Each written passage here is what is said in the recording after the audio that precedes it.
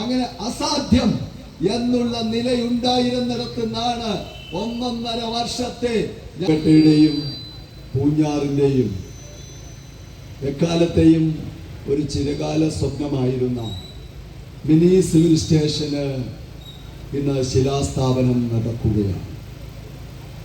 നമുക്കറിയാം, നമ്മുടെ നാട് വികസനത്തിൽ വളരെയേറെ പിന്നോക്കമായിരുന്നു. ഔദ്യോഗികമായ ഭരണ സംവിധാനങ്ങളുടെ ഒരു കേന്ദ്രസ്ഥാനമായിട്ട് ഉയരാൻ ഒരിക്കലും നമുക്ക് കഴിഞ്ഞിരുന്നില്ല. പാലായും കോട്ടയവും ഒക്കെ കേന്ദ്രീകരിച്ച് മാത്രം നമ്മുടെ വികസന സംവിധാനങ്ങളുടെയും ഔദ്യോഗിക സംവിധാനങ്ങളുടെയും പ്രവർത്തനം നടന്നു പോവുകയും അതിൻ്റെതായ എല്ലാ പോരായ്മയും പരാധീനതയും അനുഭവിക്കുകയും ചെയ്ത ഒരു നാടാണ് ഈരാറ്റുപേട്ടയും പൂഞ്ഞാറും. അതുകൊണ്ട് തന്നെ MLA ആയ അന്നു മുതൽ ഈ നാടിൻ്റെ സമഗ്രമായ പുരോഗതിക്ക് വേണ്ടി അക്ഷീണമായ പ്രയത്നമാണ് നടത്തിയത്. ഒരു ജനപ്രതിനിധി ഏറ്റവും മുഖ്യമായ പരിഗണന നൽകേണ്ടത് വികസനത്തിനും ജനങ്ങളുടെ ക്ഷേമത്തിനുമാണ്.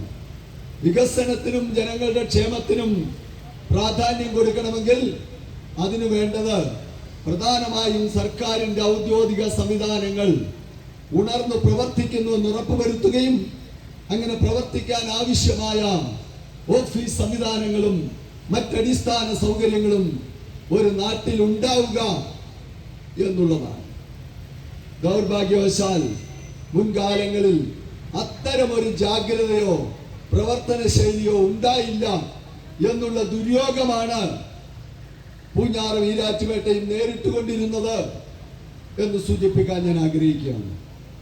അതിന് പരിഹാരവും പ്രായശ്ചിത്തവും കണ്ടുകൊണ്ട് അക്കാര്യത്തിൽ ശ്രദ്ധേയമായ മുന്നേറ്റങ്ങൾ കൈവരിക്കാൻ കഴിഞ്ഞ നാളുകളാണ്, കഴിഞ്ഞ 5 വർഷക്കാലമെന്ന് അഭിമാനപൂർവം ചൂണ്ടിക്കാണിക്കുവാൻ ഞാൻ ആഗ്രഹിക്കുകയാണ്.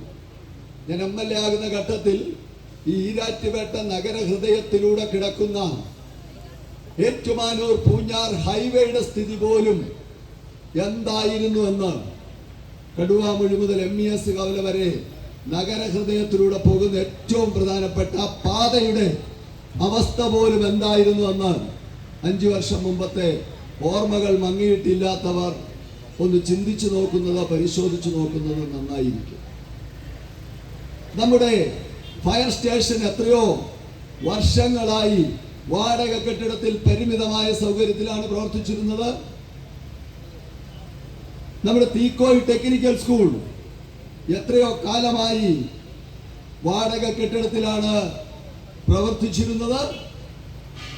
അതുപോലെ തന്നെ നമ്മുടെ ബൈപ്പാസ് കടലാസിലുള്ളതല്ലാതെ എന്തെങ്കിലും ഒരു നടപടിയിലേക്ക് കൊണ്ടുവരാനായിട്ട് കഴിഞ്ഞിരുന്നോ? എന്തിനേറെ ഈരാറ്റുപേട്ട വാഗമൺ റോഡിന്റെ സ്ഥിതി എന്തായിരുന്നു? ഈരാറ്റുപേട്ടയുടെ തീക്കോയിയുടെ ഒരു ഹൃദയ നാഡിയാണ് വാഗമൺ റോഡ്.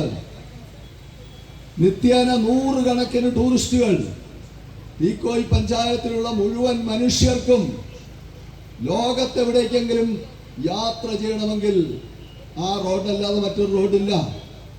ഈരാറ്റുപേട്ടയുടെ ജനജീവിതം വ്യാപാര വാണിജ്യ ടൂറിസം മേഖലകളുമായി കെട്ടുപിണഞ്ഞതാണ്. അതിന് വാഗമൺ റോഡിന്റെ പ്രാധാന്യം.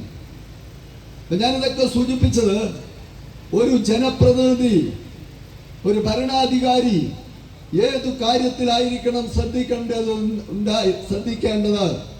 എന്നുള്ളതിനെ കുറിച്ച് ചൂണ്ടിക്കാണിക്കാനാണ്. ഈ കാര്യങ്ങളിലൊക്കെ വലിയ മാറ്റം നമുക്ക് വരുത്താൻ കഴിഞ്ഞു. ഇത് ഈരാറ്റുപേട്ടയുടെ മാത്രമല്ല, 10 പഞ്ചായത്തിലും ഇത് തന്നെയായിരുന്നു സ്ഥിതി. ഈ മിനി സിവിൽ സ്റ്റേഷന്റെ കാര്യത്തിലേക്ക് വന്നാൽ തന്നെ അത് ഈ കഴിഞ്ഞ 5 വർഷത്തിന് മുമ്പ് എന്തെങ്കിലും ഇങ്ങനൊരു ആശയമോ നിർദ്ദേശമോ പ്രവൃത്തി പദത്തിൽ കൊണ്ടുവരാൻ എന്തേ ആരും മുതിരാതിരുന്നത്? ഞാൻ ഇതൊരു ഔദ്യോഗിക യോഗമായിട്ട് ഞാൻ രാഷ്ട്രീയമൊന്നും പറയുന്നില്ല, അതിന് ശരിയല്ല. കളക്ടർ അടക്കം ഇതൊരു ഒഫീഷ്യൽ മീറ്റിംഗ്, അതിന് നമുക്ക് വേറെ വേദികളുണ്ട്, അവിടെ പറയാം. പക്ഷേ എങ്കിലും ഇതിനു മുമ്പ് ഇരുന്ന ആളുകളോ ഇതിനു മുമ്പ് നാട് ഭരിച്ചിട്ടുള്ള മുന്നണികളോ ഒക്കെ ഇത്തരം കാര്യങ്ങൾ എന്തേ ചെയ്യാതിരുന്നത്? അതൊന്നും ചെയ്യാതിരുന്നിട്ട് ചെയ്യാൻ ശ്രമിക്കുന്ന ആളുകൾ ചെയ്യുമ്പോൾ അതിനെ വക്രീകരിക്കാനും തെറ്റായി ചിത്രീകരിക്കാനും വ്യാജപ്രചരണം നടത്താനും കടന്നു വരുന്നത് ഒരു നിലയിലും നാടിന്റെ താല്പര്യത്തിന് ഗുണകരമല്ല എന്ന് മാത്രം ചൂണ്ടിക്കാണിക്കാൻ ഞാൻ ആഗ്രഹിക്കുക. ഇതിന് ഒരു ഔദ്യോഗിക യോഗമാണ്, അതിനപ്പുറത്തേക്ക് പറയാത്ത. ഇനി രാഷ്ട്രീയ യോഗങ്ങൾ വരുമ്പോൾ അത്തരം കാര്യങ്ങൾ കൃത്യമായി പറയുന്നതായിരിക്കും. ഇനി മിനി സുവിശേഷന്റെ കാര്യത്തിൽ സെബാസ്റ്റ്യൻ കുളത്തുങ്കൽ MLA ആയതിനു ശേഷമാണ് സംസ്ഥാന ബഡ്ജറ്റിൽ ഒരു MLAക്ക് 140 MLAമാർക്കും പ്രയോറിറ്റി നമ്പർ 1 ആയിട്ട് ഒരു വർക്ക് കൊടുക്കാം. ആ വർക്കിന് കൃത്യമായി AS കിട്ടും. അഡീഷണൽ ആയിട്ട് 10-18 എണ്ണം കൂടെ കൊടുക്കാം. അത് കുറെയൊക്കെ കിട്ടും, കുറെയൊക്കെ കിട്ടുകയില്ല. ഏതായാലും ബഡ്ജറ്റ് വന്നാൽ അതിന്റെ അർത്ഥം ആ വികസന പദ്ധതി ഗവൺമെന്റ് അംഗീകരിച്ചിരിക്കുന്നു. ആ വികസന പദ്ധതി ഭാവിയിൽ നടപ്പിലാക്കുന്നതിന്റെ ഉത്തരവാദിത്വത്തിലേക്ക് ഗവൺമെന്റ് വരുന്നു, അല്ലെങ്കിൽ ജനപ്രതിനിധികൾ അത് അംഗീകാരം നൽകിയിരിക്കുന്നു എന്ന് തന്നെയാണ്. എന്തേ ഇതിനു മുമ്പ് ഒരിക്കലും ഒരു സംസ്ഥാന ബഡ്ജറ്റിൽ പൂഞ്ഞാറിന് ഈരാറ്റുപേട്ടയ്ക്ക് ഒരു മിനി സിവിൽ സ്റ്റേഷൻ വേണം എന്നുള്ള ഒരു കാര്യം വരാതിരുന്നത്? അതിന് സമാധാനം പറയണ്ടേ? മുമ്പ് ഭരിച്ച ആളുകളും മുമ്പ് ഭരണത്തിലിരുന്ന മുന്നണികളും ഒക്കെ അതിന് സമാധാനം പറയണ്ടേ? അല്ലാതെ കാര്യം നടക്കുമ്പോൾ അതിനെ രാഷ്ട്രീയവൽക്കരിക്കാൻ ശ്രമിക്കുകയാണോ വേണ്ടത്? ഇതൊക്കെ ചിന്തിക്കുന്ന ജനങ്ങൾ തിരിച്ചറിയും എന്നാണ് എനിക്ക് സൂചിപ്പിക്കാനുള്ളത്. ഇപ്പോ വലിയൊരു വിവാദം ഈ ദിവസങ്ങളിൽ ഉയർത്തിക്കോ. മിനി സിവിൽ സ്റ്റേഷന്റെ കഥ ഞാൻ അതൊന്നും വല്ലാതെ ദീർഘിച്ചു പോകുന്നില്ല. കളക്ടർക്കൊക്കെ മറ്റു തിരക്കുകളുണ്ടെന്ന് എനിക്കറിയാം. അദ്ദേഹത്തിന് അരുവിത്തറ കോളേജിൽ ഒരു പരിപാടിയിൽ പങ്കെടുക്കേണ്ടതുണ്ട്. എനിക്ക് അവിടേക്ക് പോകേണ്ടതാണ്. എങ്കിലും ഇതൊരു പ്രധാനപ്പെട്ട കാര്യമായിട്ട് 5-6 മിനിറ്റ് കൂടെ പറയാതിരിക്കാൻ കഴിയില്ല. ഞാൻ പറഞ്ഞു വന്നത്, മിനി സിവിൽ സ്റ്റേഷന് നമ്മൾ ബഡ്ജറ്റിൽ പണം കൊണ്ടുവന്നു. ആ പണം കൊണ്ടുവന്നു കഴിഞ്ഞിട്ട് അത് സ്ഥാപിക്കുന്നതുമായി ബന്ധപ്പെട്ട് സ്ഥലം ഞാൻ അന്നേ ഈ ഒരു നിർദ്ദേശം വെച്ചാൽ, ബഡ്ജറ്റിലാവട്ടെ വികസനത്തിനാവട്ടെ ഏത് കാര്യത്തിനും ഒരു നിർദ്ദേശം വെച്ചാൽ ആരുടെയെങ്കിലും കണ്ണിൽ പൊടിയിടാൻ നിർദ്ദേശങ്ങൾ വയ്ക്കുകയും അഭിപ്രായങ്ങൾ പറയുകയും പ്രസ്താവന നടത്തുകയും ചെയ്യുന്ന രീതി എനിക്കില്ല, ഞാൻ പ്രദാനം ചെയ്യുന്ന മുന്നണിക്കുമില്ല. അതുകൊണ്ട് തന്നെ ഒരു കാര്യം നടക്കണമെങ്കിൽ അതിനുള്ള അടിസ്ഥാന സൗകര്യങ്ങൾ ഉണ്ടോ എന്ന് പരിശോധിച്ച് നടത്താൻ കഴിയും എന്നുണ്ടെങ്കിൽ മാത്രമേ അതിന് മുന്നോട്ട് ചൂട് വയ്ക്കാറുള്ളൂ. അതുകൊണ്ട് തന്നെ ഇവിടെ ഏതാണ്ട് 3 ഏക്കർ അടുത്ത് റവന്യൂ ഭൂമി ഉണ്ടെന്നും ആ റവന്യൂ ഭൂമിയിൽ സ്ഥാപിക്കാം എന്നുള്ള കാഴ്ചപ്പാടിൽ തന്നെയാണ് ഈ സിവിൽ സ്റ്റേഷന്റെ നിർദ്ദേശം മുന്നോട്ട് വെച്ചത്. അതിന് മുന്നോടിയായി ഈരാറ്റുപേട്ടയിൽ പുതിയ വില്ലേജ് ഓഫീസ് അനുവദിച്ചു. നിങ്ങൾക്കറിയുമോ? 50 ലക്ഷം രൂപ അനുവദിച്ചു. ആ വില്ലേജ് ഓഫീസിന് അന്നത്തെ കളക്ടർ ഡോക്ടർ PK ജയശ്രീയോട് ഞാൻ കത്ത് കൊടുത്ത് ഈ റവന്യൂ ഭൂമിയിൽ സ്ഥാപിക്കാൻ നിർദ്ദേശിക്കുകയും റവന്യൂ ഭൂമി ആയതുകൊണ്ട് തന്നെ കളക്ടറുടെ പൂർണ്ണ അധികാരത്തിലുള്ളതുകൊണ്ട് കളക്ടർ 10 സെന്റ് സ്ഥലം അതിനായിട്ട് ഒരു എക്സിക്യൂട്ടീവ് ഓർഡറിലൂടെ അനുവദിക്കുകയും സ്റ്റേറ്റ് നിർമ്മിതി കേന്ദ്രം എന്ന സംസ്ഥാന അക്രഡിറ്റഡ് ഏജൻസി, ഗവൺമെന്റ് കീഴിലുള്ള ഏജൻസി ഇവിടെ വന്ന നിർമ്മാണ പ്രവർത്തനങ്ങൾ നടന്ന് ആദ്യം നമ്മുടെ വാനമ്പാന്തി തറകെട്ടി ഫൗണ്ടേഷൻ ഇട്ടു. ഒരാഴ്ച പണി കഴിഞ്ഞപ്പോൾ ആരോ എന്തോ ചെറിയ സൂത്രപ്പണിയായിട്ട് ഇറങ്ങി പോലീസ് വന്ന് നിർമ്മാണം തടഞ്ഞു. അവിടെയാണ് തർക്കം ആരംഭിച്ചത്. ആ തർക്കം ആരംഭിച്ചതിന് ശേഷം അത് പരിഹരിക്കാനുള്ള അതിതീവ്രമായ ശ്രമം. പോലീസ് പറയുന്നു സ്ഥലം പോലീസിൻ്റെതാണ്, രേഖകൾ പ്രകാരം റവന്യൂ. പക്ഷെ ആ രേഖകൾ പ്രകാരം റവന്യൂ ആണെങ്കിലും അതിന്റെ അധീനത കൈവശം പോലീസിൻ്റെയാണ്. അപ്പോൾ സ്വാഭാവികമായും റവന്യൂ ഭൂമിയാണ് പൊതുവിൽ എല്ലാ സർക്കാർ ഭൂമികളും. അപ്പോൾ സ്വാഭാവികമായിട്ട് ഏത് വകുപ്പിന്റെ കയ്യിൽ ഇരിക്കുന്നോ അവർക്ക് അതിനകത്ത് ഒരു പൊസസറി റൈറ്റ് ഉണ്ട്. അപ്പോൾ അവരുടെ പൊസസറി റൈറ്റ് നിൽക്കുക. പൊസസറി റൈറ്റും ഒരു പരിധി വരെ ഒരു ലീഗൽ റൈറ്റാണ്. ഭൂമി റവന്യൂ ആണെങ്കിലും ഇവിടെ ഉദ്യോഗസ്ഥരൊക്കെ ഇരിപ്പുണ്ട്, ഇതൊക്കെ അറിയാവുന്ന ആളുകൾ, അഭിഭാഷകർ ഇരിപ്പുണ്ട്. അപ്പൊ അങ്ങനെ ഒരു റൈറ്റ് ഉള്ളപ്പോ ഗവൺമെന്റ് തീരുമാനം വേണം. പോലീസ് അപ്പോ ഒരു വാദഗതി ഉന്നയിച്ചു സുരക്ഷയുമായി ബന്ധപ്പെട്ട. അതിന്റെ വിശദാംശങ്ങളിലേക്കൊന്നും ഞാൻ പോകുന്നില്ല. സുരക്ഷയുമായി ബന്ധപ്പെട്ട ചില കാര്യങ്ങളാണ്. അങ്ങനെ ഒരു സേഫ്റ്റിയുമായി ബന്ധപ്പെട്ട ഒരു വിഷയം വന്നാൽ സാധാരണ അത് ബ്രേക്ക് ചെയ്തുകൊണ്ട് അത് വേണ്ട സ്ഥലം മറ്റു കാര്യത്തിന് കൊടുക്കണം എന്നൊരു നില സംസ്ഥാനത്തിന്റെ ചരിത്രത്തിൽ ഒരിടത്തും സ്വീകരിച്ചിട്ടില്ല, സാധാരണഗതിയിൽ സ്വീകരിക്കുകയുമില്ല.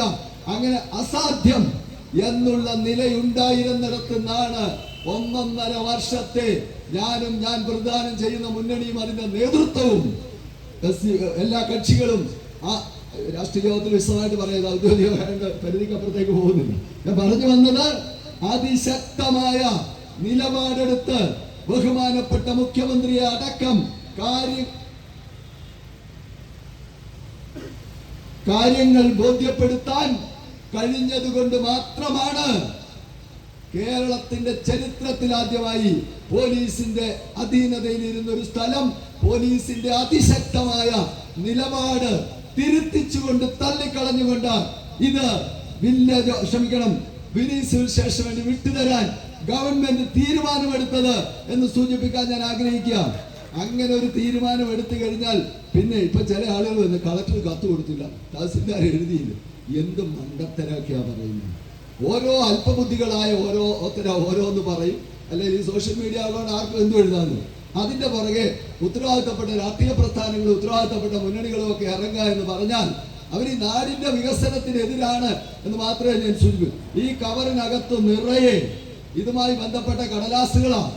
ഈ നാട്ടിലെ, ഞാൻ പബ്ലിക് സർവന്റ് ആണല്ലോ, ഏത് പൗരൻ എൻ്റെ അടുത്ത് വന്നാലും ഇത് മുഴുവൻ ഞാൻ കാണിക്കും. ഇതിന്റെ അവസാനത്തെ ഒരു കാര്യം മാത്രം വായിച്ചാൽ ഇത് മുഴുവൻ വായിച്ചുകൊണ്ടിരുന്ന സമയം ഒരുപാട് പോകും. നിങ്ങൾ ഈ സദസ്സിലുള്ളവർക്കോ അല്ലെങ്കിൽ ലൈവ് കാണുന്നവർക്കോ ഈ പൂഞ്ഞാർ നിയോജകത്തിലെ ഏത് പൗരൻ വന്നാലും ഏത് നിമിഷം വന്നാലും ഇത് മുഴുവൻ ഞാൻ ബോധ്യപ്പെടുത്തി കൊടുക്കാം. ഒരു കത്ത് മാത്രം വായിച്ച് ഞാൻ അതിന്റെ കഥ അവസാനിപ്പിക്കാം. ഇത് 9/10/2024 ജില്ലാ കളക്ടർ, ഇന്നത്തെ കളക്ടർ അല്ല കേട്ടോ, അദ്ദേഹം ഇപ്പോൾ വന്നയാളാണ്. കളക്ടർ എന്ന് പറഞ്ഞ ഒരു പദവി, അത് തുടർച്ചയാണ്, അല്ലാതെ ആള് മാറുകയൊക്കെ ചെയ്യും. ആ കളക്ടർ മീനച്ചി തഹസിൽദാർക്ക് കൊടുത്ത കത്തിന്റെ കോപ്പിയാണ്. ആദ്യം പറഞ്ഞിരിക്കുകയാണ്, ആദ്യം ചില കാര്യങ്ങളൊക്കെ സിവിൽ സ്റ്റേഷന്റെ തർക്കമൊക്കെ പറയുന്നത്.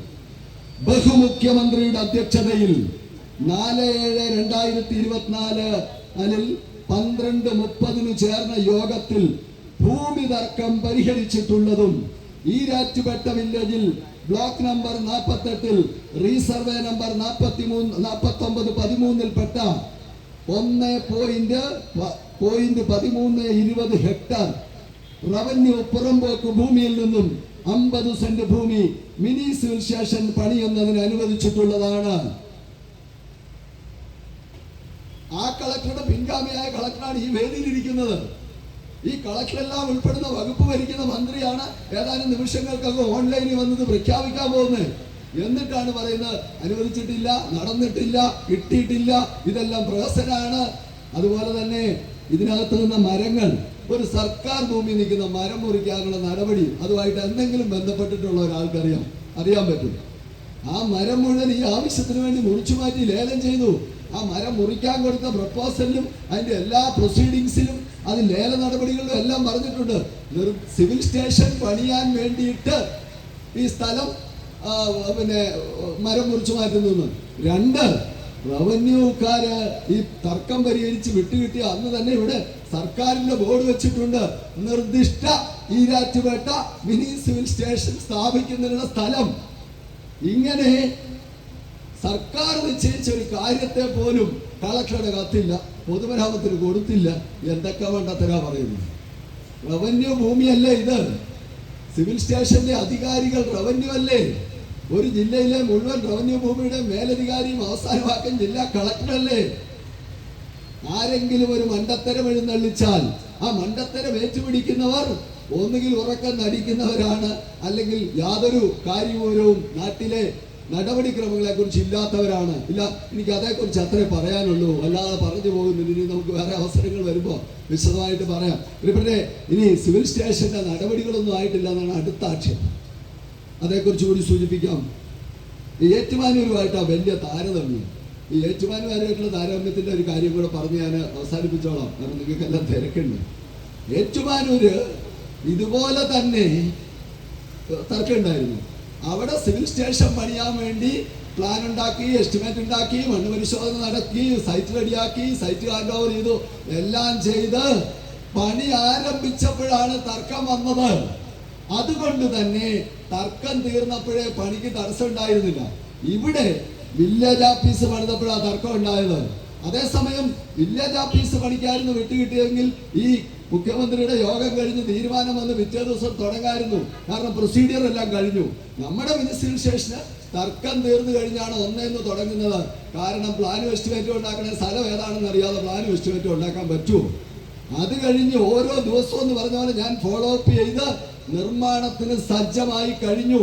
അങ്ങനെ സജ്ജമായി എന്ന് 101% ഉറപ്പിച്ചതിന് ശേഷമാണ് ഈ ശിലാസ്ഥാപന കർമ്മമായി പോകുന്നത്. അതുപോലെ തന്നെ ടെൻഡർ ആയില്ല എന്നാ പറയുന്നത്, ആയില്ല. പക്ഷേ ഉത്തരവാദിത്തപ്പെട്ട MLA എന്നുള്ള നിലയിൽ ഈ വേദിയെയും സദസ്സിനെയും മാധ്യമങ്ങളെയും ഈ പൂഞ്ഞാർ നിയോജകമണ്ഡലത്തിലെ മുഴുവൻ ജനങ്ങളെയും സാക്ഷി നിർത്തിക്കൊണ്ട് സെബാസ്റ്റ്യൻ കുളത്തുങ്കൽ MLA പ്രഖ്യാപിക്കുന്നു, 2 ദിവസത്തിനകം ഇത് ടെൻഡർ നടപടിയിലേക്ക് പോകും, ടെൻഡർ ആവാൻ പോവുകയാണ്. അത്രമാത്രം ഉറപ്പ് വരുത്തിയിട്ടാണ് ഇതിന്റെ ഉദ്ഘാടനത്തിന് ഡിപ്പാർട്ട്മെന്റ് തയ്യാറാവുന്നത്, മന്ത്രി തയ്യാറാവുന്നത്. അല്ലാതെ ആരെങ്കിലും ഒന്ന് പറഞ്ഞാൽ നേരെ മന്ത്രി ചാടി കയറി ഉദ്ഘാടനം ചെയ്യാനും collector വന്നിരിക്കാനും revenue department ഏറ്റെടുക്കാനും തയ്യാറാകുമോ?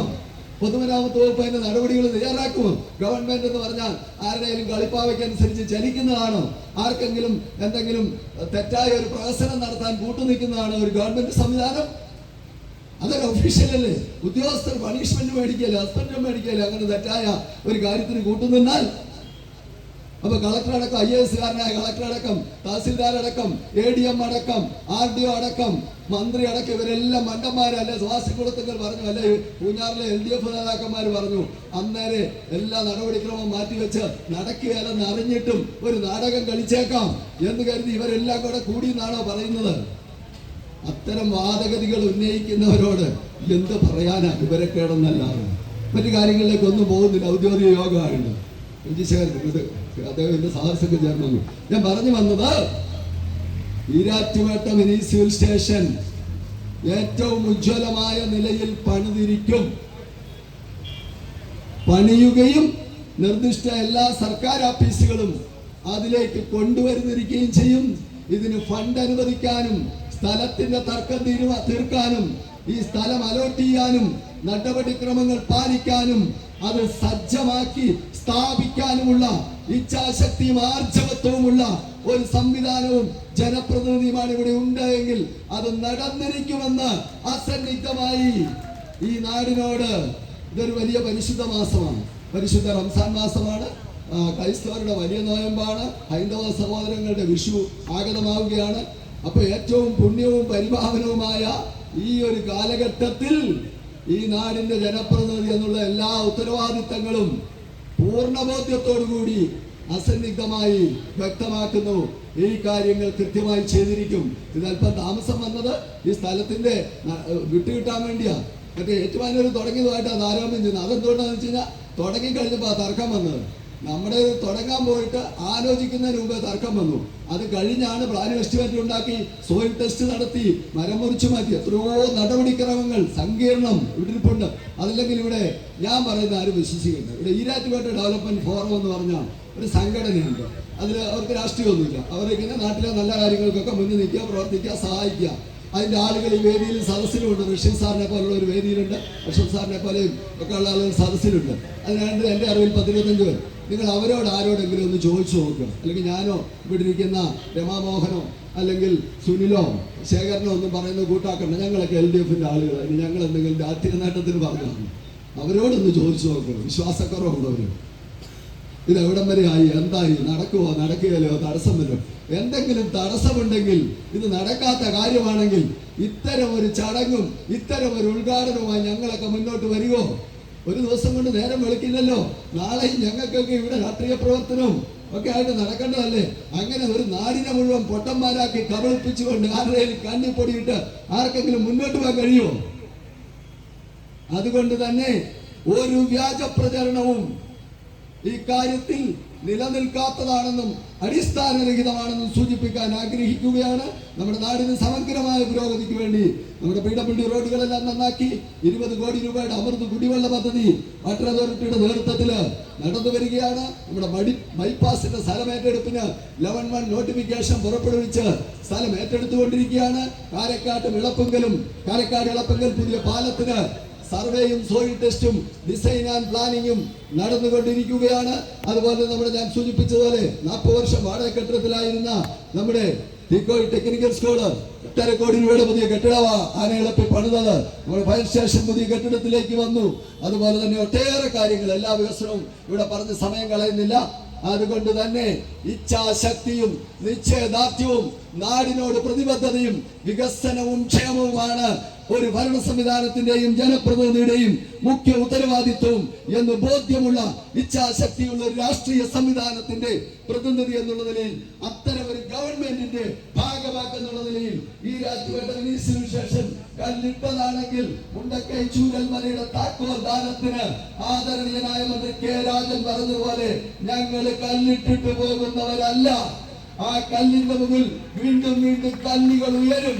ഉത്തുംഗ സൗധം ഈരാറ്റുപേട്ടയ്ക്ക് മുഖശോഭയായി, mini civil സ്റ്റേഷനായി ഈ കൈ ചൂണ്ടിക്കാണിക്കുന്ന സ്ഥലത്ത് നാളുകളിൽ തല ഉയർത്തി നിൽക്കുമെന്നും അത് തടയാൻ ഏതെങ്കിലും രാഷ്ട്രീയ ധാരണകളിൽ ആരെങ്കിലും മുന്നോട്ട് വന്നാൽ അവർ ജനങ്ങളുടെ മുമ്പിൽ അപഹാസ്യരാകുമെന്നും നാളുകളിൽ നിങ്ങൾ അതിന് മറുപടി പറയേണ്ടി വരുമെന്നും നിങ്ങൾ അപഹാസ്യരായി ജനങ്ങളുടെ മുമ്പിൽ നിൽക്കാൻ പോവുകയാണെന്നും വ്യക്തമാക്കിക്കൊണ്ട് എന്റെ അധ്യക്ഷ പ്രസംഗം ഈ ഗവൺമെന്റിനും ഈ സ്ഥലം അനുവദിച്ച മുഖ്യമന്ത്രി പിണറായി വിജയനും നടപടിക്രമങ്ങൾ പൂർത്തീകരിച്ച് ഈ സിവിൽ സ്റ്റേഷൻ യാഥാർത്ഥ്യമാക്കാൻ മുന്നിൽ നിന്ന് പ്രവർത്തിച്ച മന്ത്രി കെ രാജനും അതിന് എന്നോടൊപ്പം ഇടത്തും വലത്തും നിന്ന് പ്രവർത്തിച്ച ഈ നിയോജകമണ്ഡലത്തിലെ LDF സംവിധാനത്തിന്റെ നേതൃത്വത്തോടും അതുപോലെ റവന്യൂ വകുപ്പിനോടും പ്രത്യേകമായ നന്ദിയും അഭിവാദ്യവും അഭിനന്ദനവും രേഖപ്പെടുത്തിക്കൊണ്ട് എന്റെ അധ്യക്ഷ പ്രസംഗം ഞാൻ ഉപസംഹരിക്കുന്നു.